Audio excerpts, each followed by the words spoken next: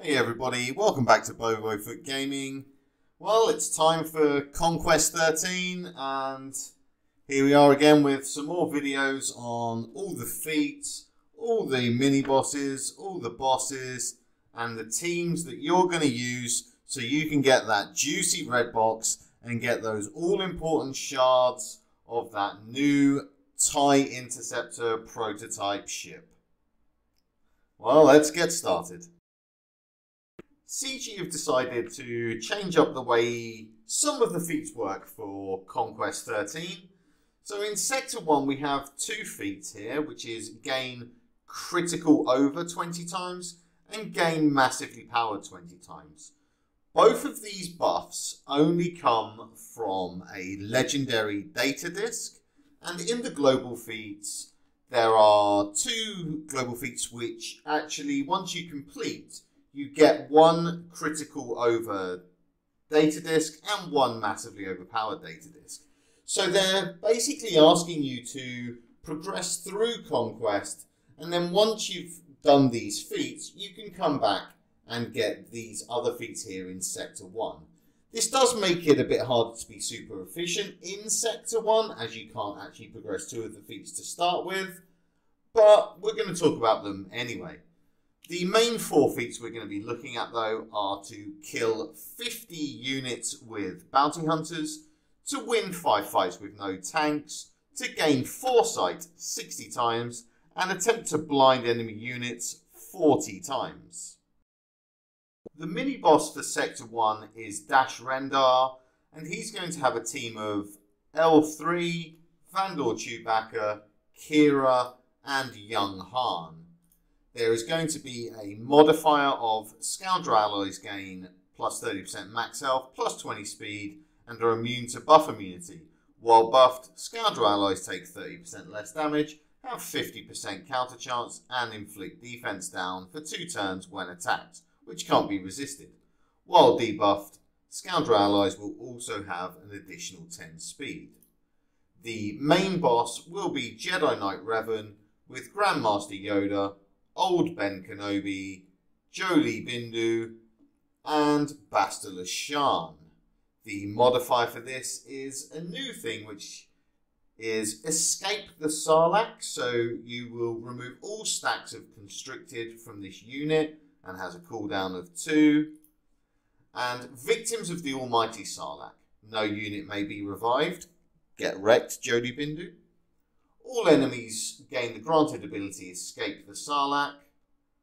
The first time an ally would be defeated, they gain 100% health, and attacking enemies gain 5 stacks of Constricted, which cannot be dispelled or prevented. Constricted means you have minus 10% defense, minus 10% speed, and receive damage equal to 10% of your max health at the start of the unit's turn. So there's some interesting stuff there. A new mechanic could be fun to do. It's worth noting that when we're looking at these first two Sector 1 feats here, the gain critical over and gain massively overpowered, both 20 times, we can't be progressing these on our first run through of Sector 1 as they're tied to discs which you will likely only get from completing the two global feats. That's the 100 kills with Darth Vader or Jedi Knight Luke, and the win 20 fights with Farm Boy Luke and Old Ben. But I wanted to put these teams in here just so you knew that if you were coming back to mop them up, these are some ideas that you could use. So for the gain critical over, and how critical over works is that you will gain the critical over buff once a unit has itself crit 5 times. So what we're looking at here is a team with Dash Rendar, obviously very fast. He has naturally high crit chance once he's relicked, and his AoE will hit every unit 5 times. He will hit every unit 3 times. So he's going to easily get 5 crits, and he's going to get that critical over buff straight away. If we look at Boba Fett, Scion of Django, again a unit with high crit chance and an AoE. Jango Fett, high crit chance, AoE. Lando, high crit chance, AoE. Vet Smuggler, high crit chance, AoE. You see a bit of the theme here. Also, a good thing about both Boba and Lando, they can AoE on consecutive turns. Boba can AoE 3 turns in a row. Lando can AoE every time he takes a turn, basically. So you can probably get this buff at least 5 times, but probably 7 or 8 times per fight wouldn't be unrealistic. So I'd be looking at 3 to 4 fights to get this feat done, and that's not too bad. Then we look at massively overpowered. So here I wanted to look at a Padme team, because Grandmaster Yoda has a massive amount of buffs he can give out. C-3PO also adds prot up to those buffs, which further fuels more buffs. Ahsoka also has a prot up on her special.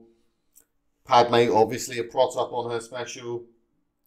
General Kenobi can dish out foresights, retribution, he could get taunt, etc, etc. There is a lot of way to fuel buffs in this team, so a lot of ways to get massively overpowered. I would be very surprised if this takes you more than 3 or 4 fights to do. But maybe you don't have either of these teams or both of these teams online, and you still want to know some other teams that might work for this. So for massively overpowered, a JTR team with BB-8, R2, C-3PO, and essentially anyone else, maybe Hermit Yoda, or just another Resistance character. Also very, very good for getting that massively overpowered buff online. But basically, any team that's good at fueling a lot of buffs is going to be fantastic for massively overpowered. And for the crits, you could look at a CLS team. It's going to be much slower than something like this Dash team, that's for sure. But also a Bounty Hunter team, especially one with a Mando lead, or just a Bounty Hunter team that's using those AoE characters with high crit chance, such as your Boba, Django, your other Boba, etc., are going to be very good for the critical overfeat. So there's some teams to consider there. Now we do have 3 nice feats that sort of tie together, or that we can be progressing with just one team, which is quite nice. Now, we need 50 kills with Bounty Hunter units, we need to attempt to blind 40 times, and we need to win 5 fights with no tanks in our team. So, when we're looking here, we can use a boss lead, obviously not for the 5 wins with no tanks, or a Django lead. We then have Boba Fett and the Mandalorian, because we need to win 20 fights for the global with Boba and the Mandalorian on the same team, and Fennec Shand in this team here. And as the last unit, we have 3PO and Chewie, because his first special allows you to blind up to 5 people per fight, essentially. He'll get to use it once, he'll get to blind 5 people. He doesn't have to kill anyone, he's not going to assist anyone on this team, so he's just here as a blind magnet. And then you're just going to get the kills with your bounty hunters. So you should be able to progress this nice and easily. If you have a very solid bounty hunter roster, you can potentially be looking at doing 2 bounty hunter teams so you can keep the stamina higher and thus have a easier time and less likely to get any losses with bounty hunter teams. Alternatively, you could just do a full bounty hunter team, drop 3PO and Chewie, and then for the 5 no tanks, you could just do a CLS team with Han, Chewie, 3PO and Chewie, and C-3PO. And that all should cruise through 30 blinds, 25 blinds, maybe more, plus your no tank feat. When looking at gaining foresight 60 times, There's two very strong options for this, but the one I wanted to focus on here, as it allows me to progress the global feat of kills with Jedi Knight Luke, is a Jedi Master Luke Skywalker lead. It could be a Jedi Knight Luke Skywalker lead, but I favoured the Jedi Master one here, just so I could filter all of the attacks into Jedi Knight Luke, so he's more likely to get those kills. Then you have Hermit Yoda, that's 5 foresights on his Special 2. Grandmaster Yoda, that's 5 foresights on his Battle Meditation. And Old Ben, just for a little bit more turn meter control of the opponents. But honestly, that could be anyone you wanted to use whatsoever. For the mini-boss of the Dash Rendar fight, we have 2 feats, which is to win with surviving.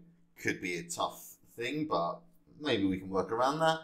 Or to win with at least 3, to win with at least 3 Jawas in your squad. They do not need to survive. So I have one team here which may, and it's a big may, but may be able to clear with surviving and the 3 Jawas. And that's just the 4 units plus Lord Vader. Maybe he can get it done. I'm not 100% sure. This may be very optimistic, but I think it's the only single unit which could make it happen. But being realistic, we probably have to look at 2 different teams for this. So the first team I would do with just the 3 Jawas would be a Jedi Knight Luke lead with Jedi Master Luke. So we have Jedi Master Luke, who will use the gifted leadership ability from Jedi Knight Luke. Then Jedi Knight Luke will stun everyone on the team, and then we'll just take over the fight. The other team I would be looking at would be Emperor Palpatine with the Tusken, and then Darth Vader, Shore Trooper, Mara Jade if you had her, but that could easily be Moff Gideon, or Lord Vader, or some other powerful Sith or Empire character. This could be quite a good split if the Lord Vader plus the 4 units split doesn't work, because you have the 2 units that progress the Darth Vader and Jedi Knight Luke Skywalker kills global feats, so we should be able to perhaps rack up another 10 kills here. Either way, both of these teams should be more than capable of getting this feat done. For the Jedi Knight Revan boss node, we're going to have to do 2 teams because we need a win with the Mandalorian surviving and a win with no bounty hunters in our team. So the bounty hunter team will be, well, the Mandalorian team will be very similar to what we were using earlier for all of the bounty hunter kills, and that's either a Bosk or a Jango lead with Boba Fett, the Mandalorian, Fennec, and 3PO and Chewie. If you've already completed all of the blinds by this point, and you've completed all of the no tanks, I would recommend going for a Bosk lead with Boba, the Mandalorian, Fennec, and then either a Grief Karga or possibly a Dad Bod Boba in that 5th slot, replacing 3PO and Chewie. For the win with no bounty hunters, I'm personally going to be looking at Emperor Palpatine, Darth Vader, Mara Jade, Shore Trooper, and Moff Gideon. That's again so I can get some progress on that Darth Vader kills global feat, but this could easily be any Galactic Legend team.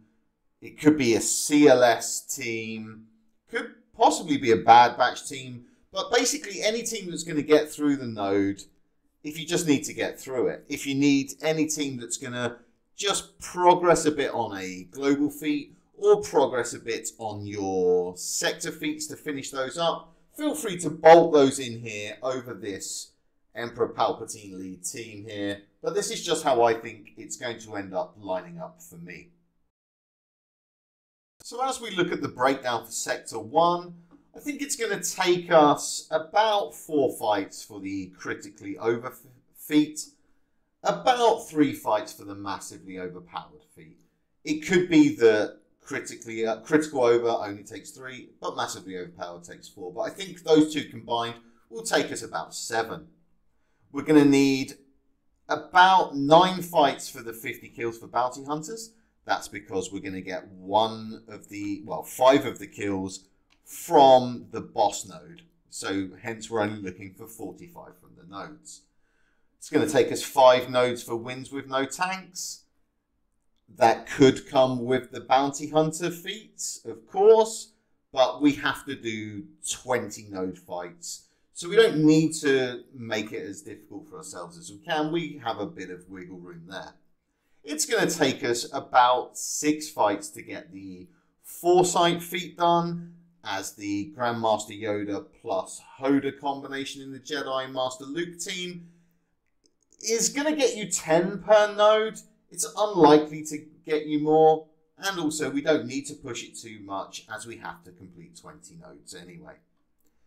We will complete the blinds with the bounty hunter kills or with the CLS team for the no tanks.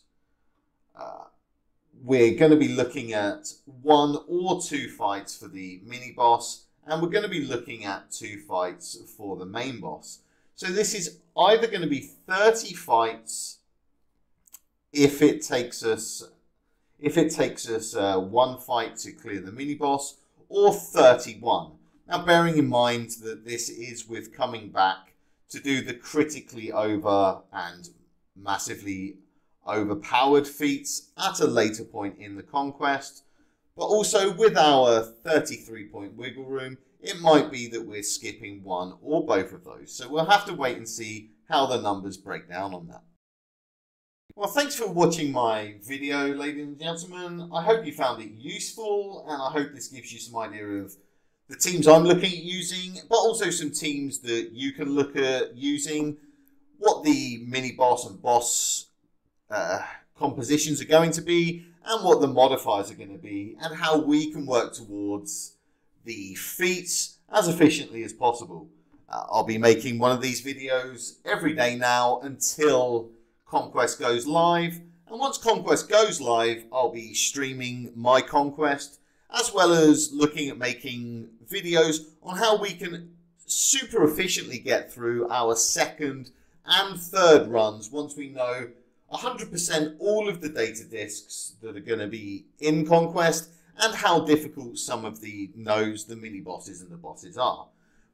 Please give a like, comment, subscribe if you want to see more of my content, and I hope to see you for the next videos. Thanks and goodbye.